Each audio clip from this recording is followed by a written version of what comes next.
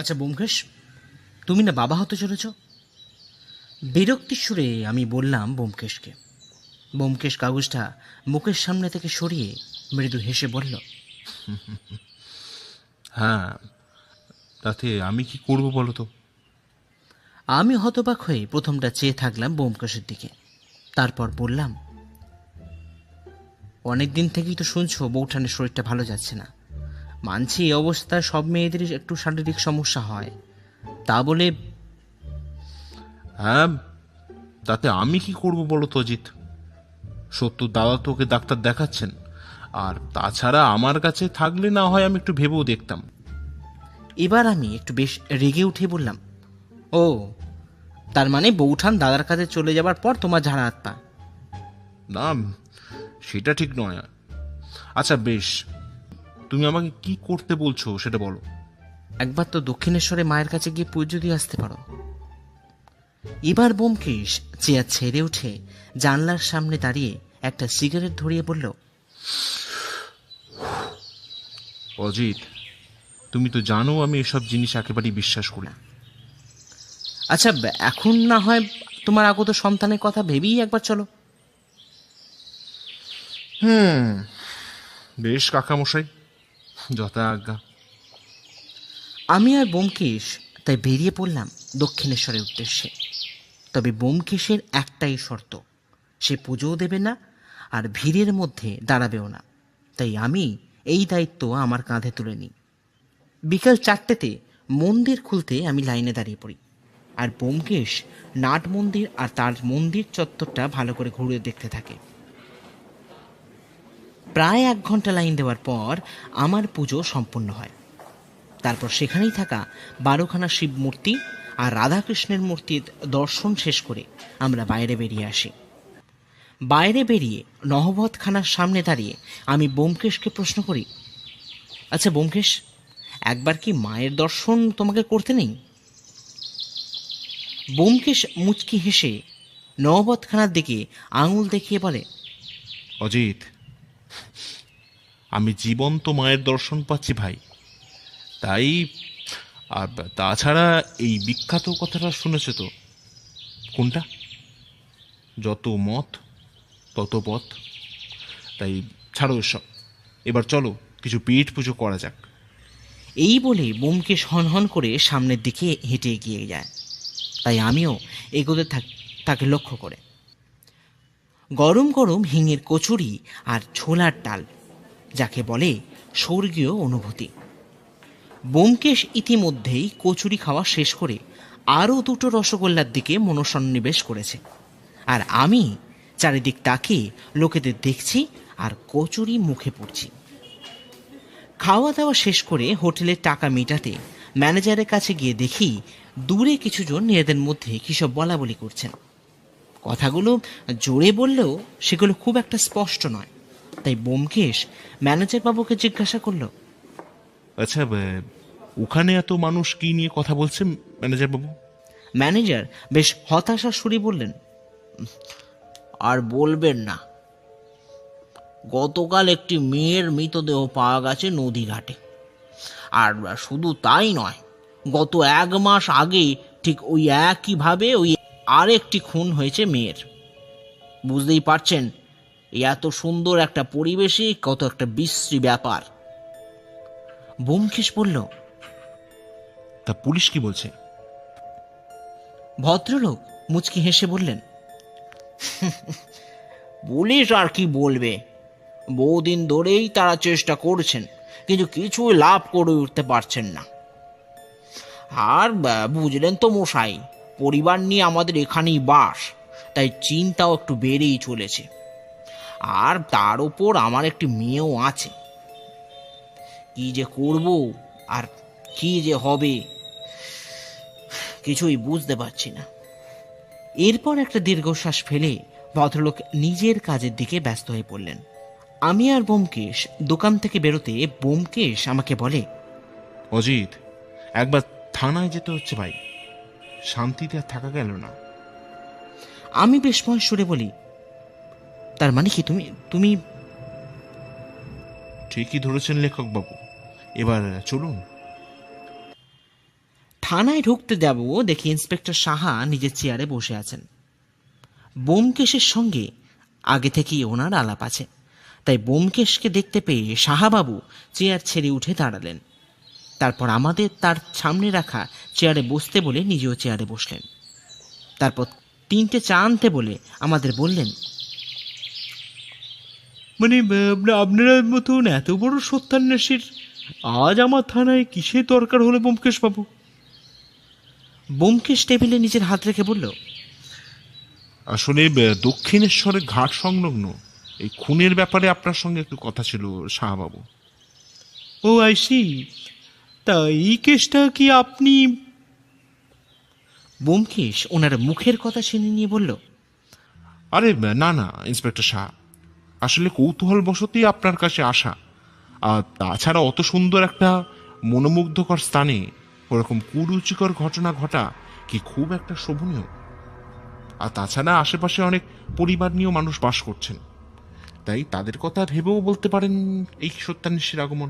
আসলে কি বলুন তো ব্যোমকেশ বাবু, ব্যাপারটা এতটাই জটিল হয়ে যাচ্ছে যে কিছুতে কিছু করে উঠতে পারছি না। মানে আসলে ব্যাপারটা কি ঘটেছিল আর কিভাবেই বা ঘটেছিল যদি সেটা একটু বলেন। বলবো। আসলে ব্যোমকেশ বাবু, ঘটনাটা শুরু হয় আজ থেকে 1 মাস আগে। সেদিন কাজের শেষে অফিসারদের কাজ বুঝিয়ে দিয়ে আমি বাড়ি ফিরবো, হঠাৎ একটা টেলিফোন এলো যে দক্ষিণেশ্বরে গঙ্গাঘাটে এক নারীর মৃতদেহ পাওয়া গেছে। তা শুনে আমি লোকজন নিয়ে সেখানে রওনা দিই। তো গিয়ে দেখি এই বছর 25-এর একটি মেয়ে রাস্তায় মৃত অবস্থায় পড়ে আছে।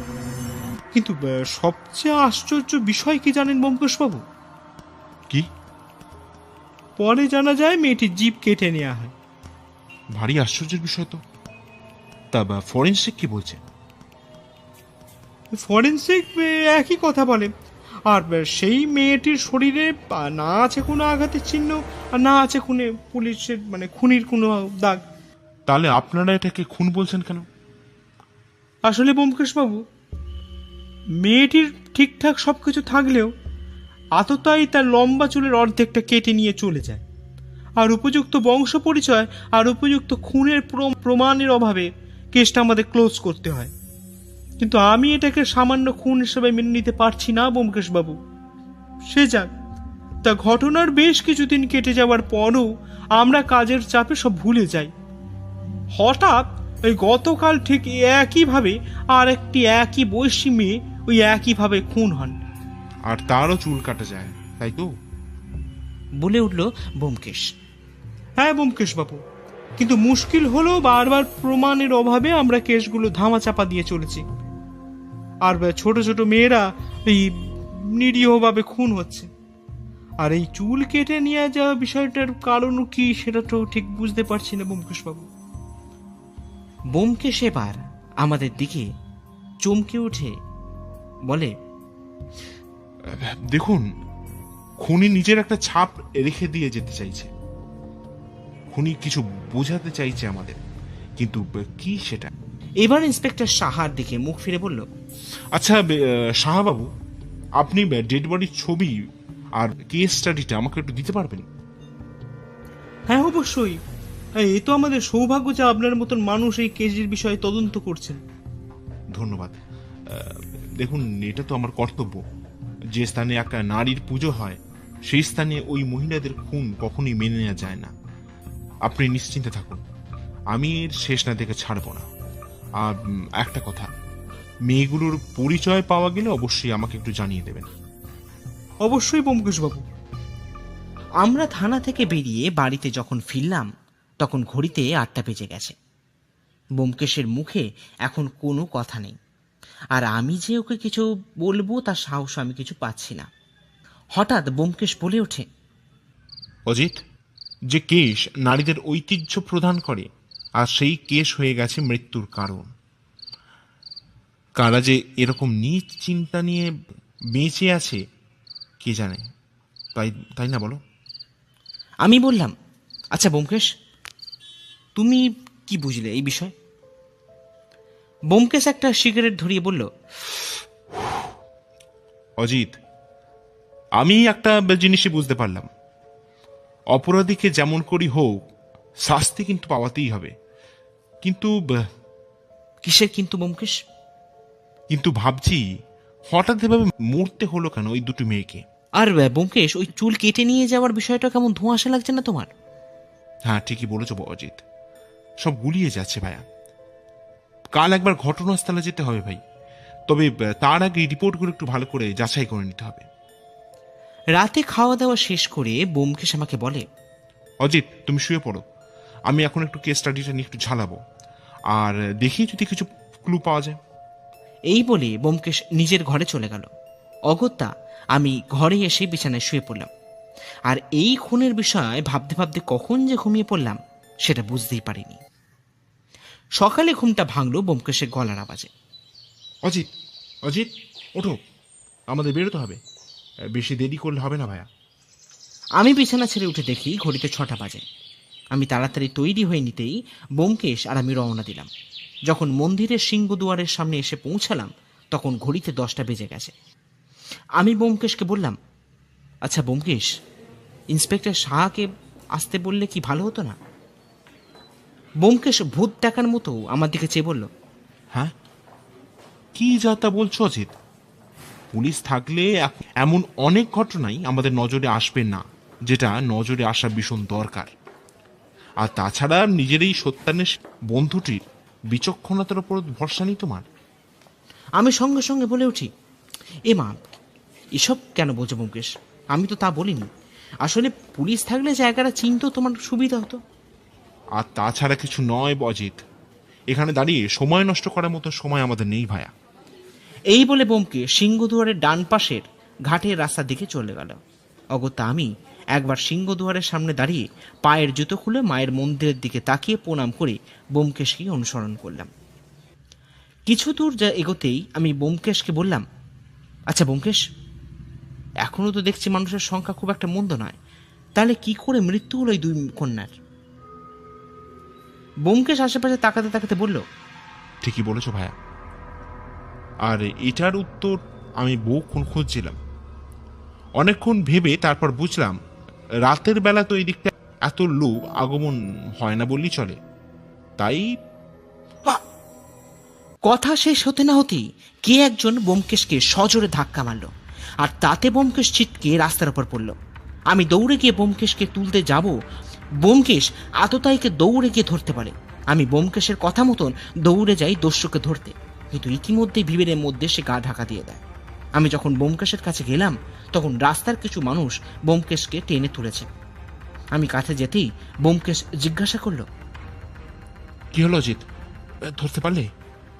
আমি বললাম, না না ব্যোমকেশ, তবে তোমার লাগেনি তো ব্যোমকেশ? রাস্তার ধারে থাকা পাথরের ওপর বসতে গিয়ে আমাকে একটা রাম চিমটি কাটে ব্যোমকেশ। তারপর বলে, এত জোরে পড়ে গিয়ে লাগবে না বলছো? আমি অবাক হয়ে বলি, কিছু মনে করো না ব্যোমকেশ, আসলে তোমার ওরকম অবস্থা দেখার পর। ঠিক আছে, ঠিক আছে, এবার আমায় ধরে তুলো দেখি, একবার চারধারটা ঘুরে আসতে হবে যে। এই বলে ব্যোমকেশ আমার কাঁধে ভর দিয়ে এগিয়ে চলল সামনের দিকে, আর যেতে যেতে বলল, ভাইয়া, আমাদের সন্ধান ঠিক পথেই চলেছে, আজকে তার পূর্বাভাসটা পেলে। মানে ব্যোমকেশ? মানে হলো তুমি একটি গর্ধ। এ কি বলছো ব্যোমকেশ? আচ্ছা বেশ, সে আমি নয় হলাম, সে আমি নয় তোমার মতন বুদ্ধিমান নই, তা বলে।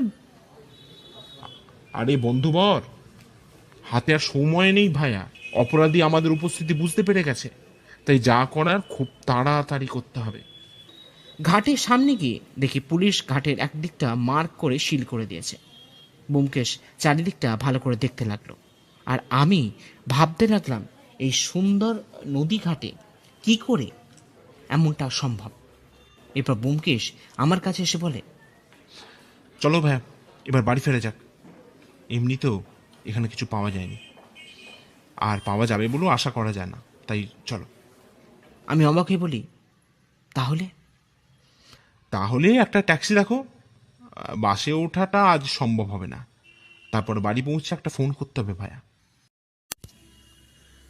বাড়ি ফিরে এসে ব্যোমকেশকে দেখলাম বেশ চিন্তিত লাগতে। কোনো কথা সে আর বলছে না। আমি কিছু জিজ্ঞাসা করব কিনা সেটাও ভাবছি। এমন সময় ব্যোমকেশ খোঁড়াতে খোঁড়াতে ফোনের সামনে যায়, তারপর ফোন করতে থাকে।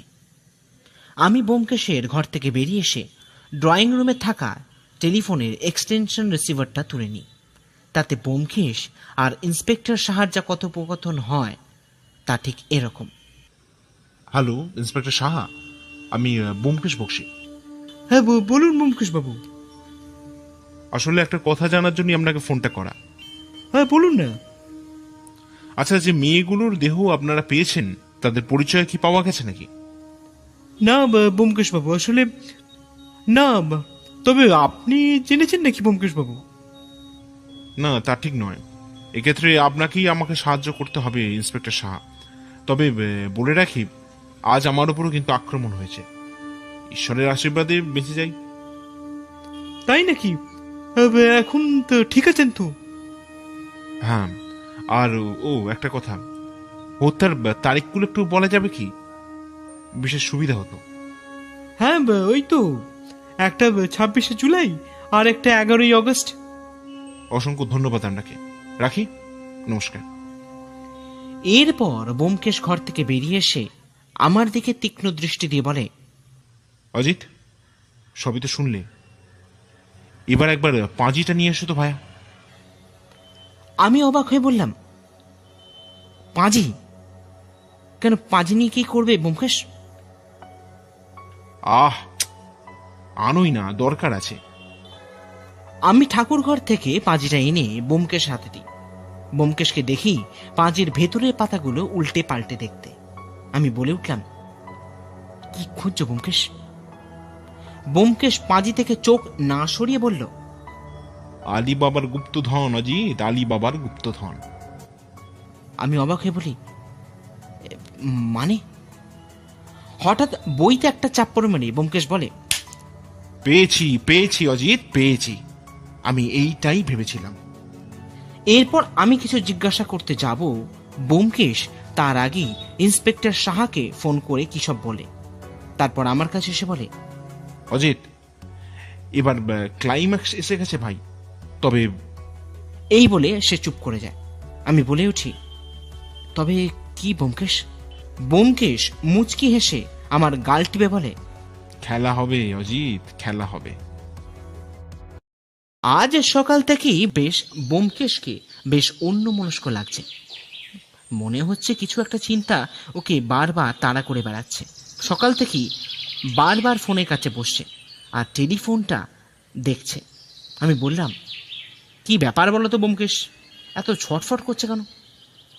ব্যোমকেশ ফোনের পাশ থাকা চেয়ারে বসে বলল, অজিত, ব্যাপারটা যদি ঠিক হয় তাহলে কিন্তু কেল্লা ফতে। কিন্তু এরপর কিছু বলতে যাবে তার আগেই ফোনটা বেজে উঠল। ব্যোমকেশ একবার বাজতেই ফোনটা ধরে নিল, তারপর ফোনে হাঁ হুঁ করল। এরপর ফোন নামিয়ে রেখে আমাকে বলল, অজিত, আমাকে এখন একটু বেরোতে হবে ভাইয়া। আর হ্যাঁ, কোথায় যাচ্ছে জিজ্ঞাসা করো না, কারণ উত্তর কিন্তু এখন পাবে না। আমি দেখলাম ব্যোমকেশ পাঞ্জাবি গায়ে গলিয়ে বাইরে বেরিয়ে গেল। আমি নির্বাক দর্শকের মতন চেয়ে রইলাম। আমি যে কি বলি সেটাই বুঝতে পারলাম না। ব্যোমকেশের খেয়াল যে কখন কি চাপে সেটা আমি কেন সত্যবতীও এতদিনে ধরতে পারিনি। কিন্তু প্রশ্ন হলো, ব্যোমকেশ পাঁজিতে কি দেখল, আর কেল্লা ফতে মানে কি? তার মানে কি ব্যোমকেশ রহস্যের সমাধান করে ফেলেছে? আমি প্রশ্নের উত্তর না খুঁজতে পেরে ব্যোমকেশের গত কেসের কাহিনী খসড়ার পাতায় তুলতে আরম্ভ করি।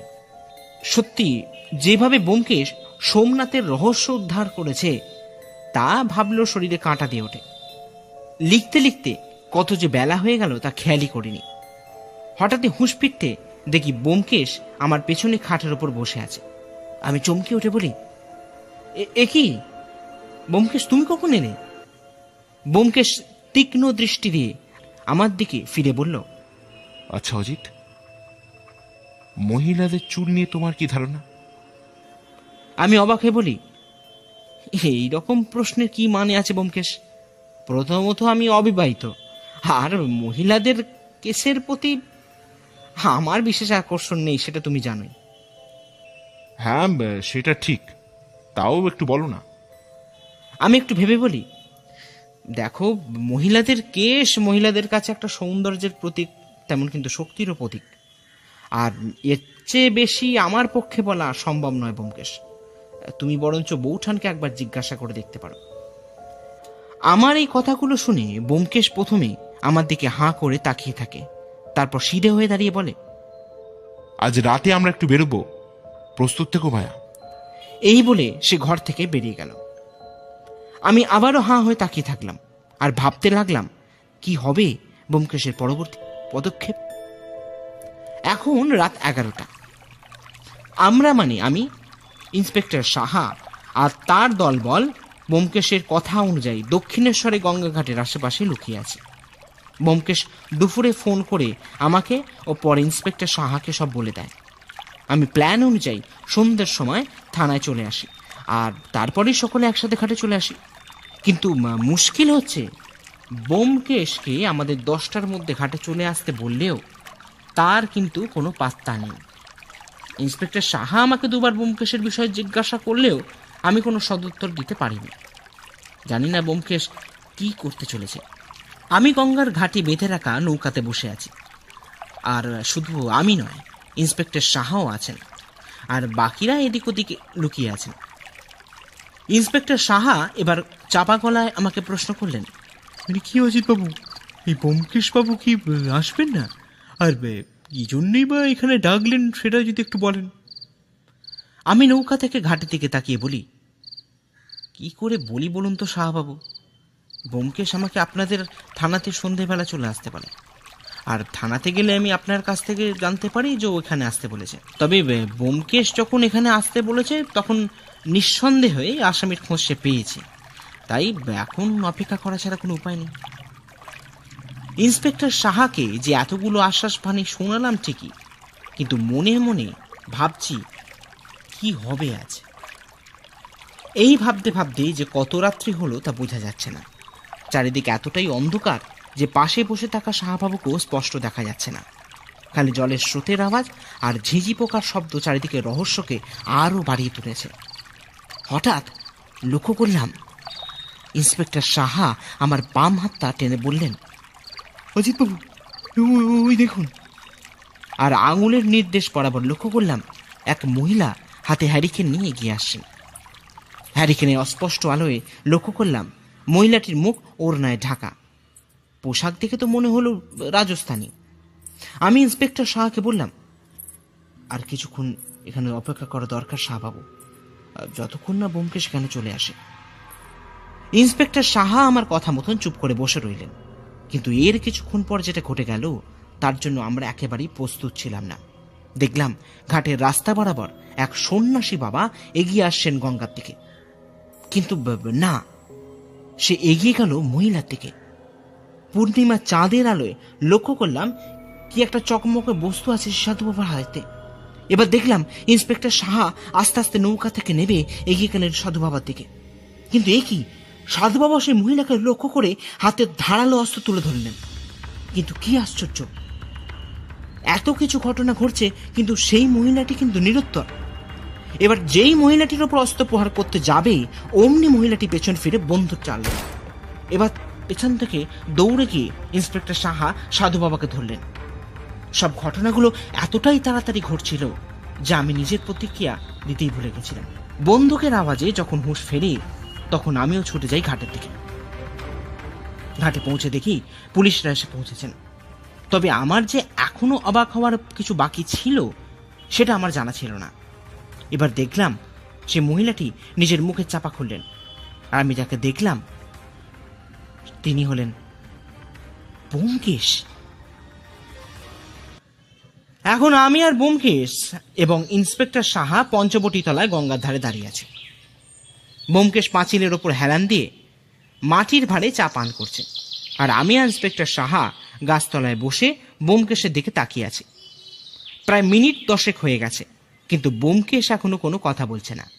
অবশেষে ইন্সপেক্টর সাহা বললেন, ব্যোমকেশ বাবু, মানে খুনির সন্ধান নয় পেলাম, কিন্তু বাকি বিষয়গুলো যদি একটু বলেন তাহলে আমাদের কেসের পক্ষে সুবিধা হতো। ব্যোমকেশ এবার সিধে হয়ে দাঁড়িয়ে আমার দিকে মুখ করে পাঁচিলে পিঠ ঠেকিয়ে বলে, ইন্সপেক্টর সাহা, এই কেসটা অতি সাধারণ একটি পেটি কেস। যদি আপনারাই প্রথম থেকে খুনের ওপর একটু নজর দিতেন তাহলে বোধহয় পরের মেয়েটির মৃত্যু হতো না। আমি দেখলাম ইন্সপেক্টর সাহা মাথা নিচু করে দাঁড়িয়ে আছেন। ব্যোমকেশ আবারও কিছু বলতে লাগলো। আসলে আমি একটা ছোট্ট চেষ্টা করেই অপরাধীকে ধরার, আর তাতে আমি সফলতা পাই। এরপর আমার দিকে ফিরে ব্যোমকেশ বলে, আচ্ছা অজিত, তোমার মনে আছে ইন্সপেক্টর সাহা আমাকে দুটো খুনের দিন বলেন? আমি বলি, হ্যাঁ মনে আছে তো, ওই তো 26শে জুলাই আর একটা ওই 11ই আগস্ট। হ্যাঁ। খুব ভালো অজিত। আমি এই তারিখগুলো দেখে খালি মনে মনে ভাবি যেগুলোর মধ্যে কোনো মিল আছে কিনা, আর তারপরেই খবরের কাগজে চোখ পড়ে যেতে জোয়ার ভাটার সময়টা দেখতে পাই। ব্যাস বুঝতে পারি যে অপরাধীর প্রতি অমাবস্যা আর পূর্ণিমায় নারী খুন করেন। কিন্তু কেন? এই প্রশ্নের উত্তর পাই এখানকার সাধারণ মানুষজনের কাছ থেকে। আমি অবাক হয়ে প্রশ্ন করি, কি কি জানতে পারো ব্যোমকেশ? ব্যোমকেশ মুচকি এসে বলে, জানতে পারি প্রতি অমাবস্যায় আর পূর্ণিমায় এখানে এক তান্ত্রিক দীর্ঘ বেশ কিছু বছর ধরে সাধনা করছেন। মাঝে মাঝে কিছু নিরীহ প্রাণীর আত্মহুতি দিয়েছেন নিজের কুইচ্ছাকে সার্থক করে তোলার জন্য। এরপর আমার কিছু বুঝতে অসুবিধা হয় না যে কে এই নারীদের হত্যা করেছেন। তবে তবে কি মিস্টার বক্সি? প্রশ্ন করলেন ইন্সপেক্টর সাহা। ব্যোমকেশ বলে ওঠে, আসলে আমি বুঝতে পারছিলাম না কিভাবে অপরাধীকে ধরব, আর তার জন্যই এই পূর্ণিমায় আমি এক নারীর বেশ ধরে এখানে চলে আসি। আর তারপরে ঘটনা তো আপনারা সব জানেন।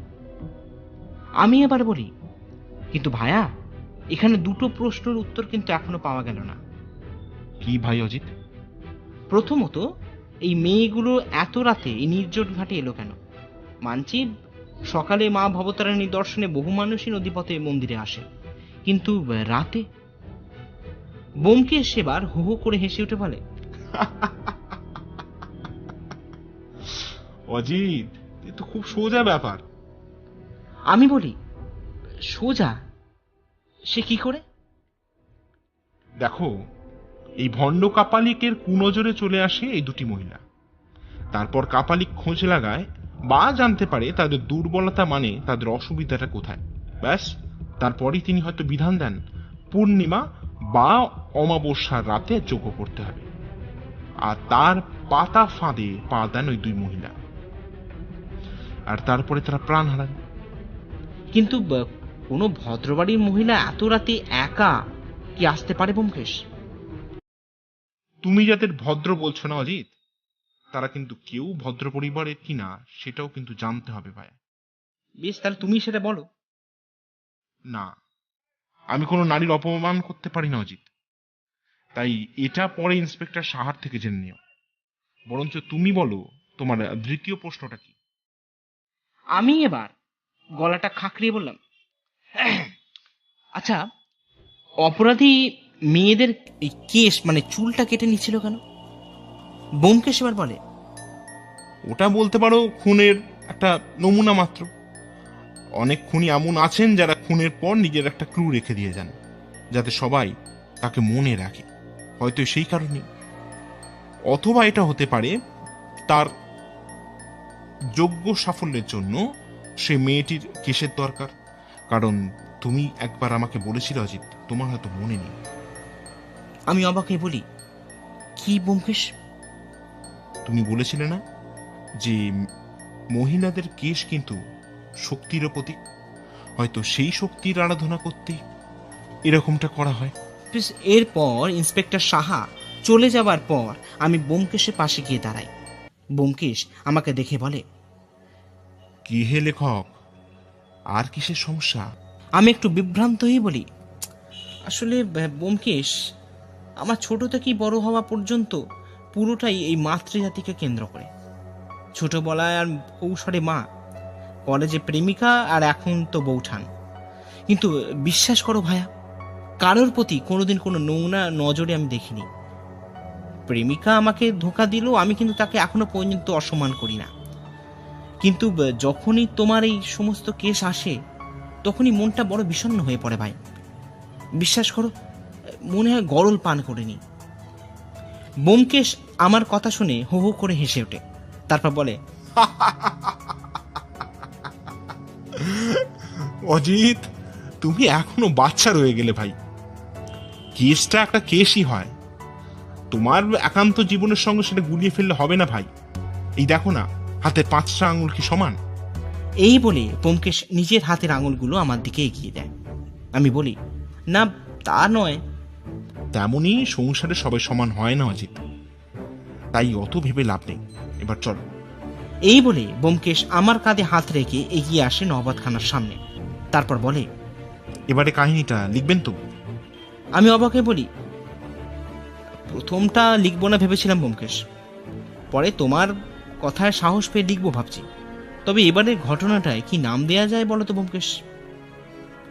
ব্যোমকেশ দু কোমরে দুহাত রেখে মা ভবতারিণীর মন্দিরের চূড়া দেখতে দেখতে বলে, জটিল কেস।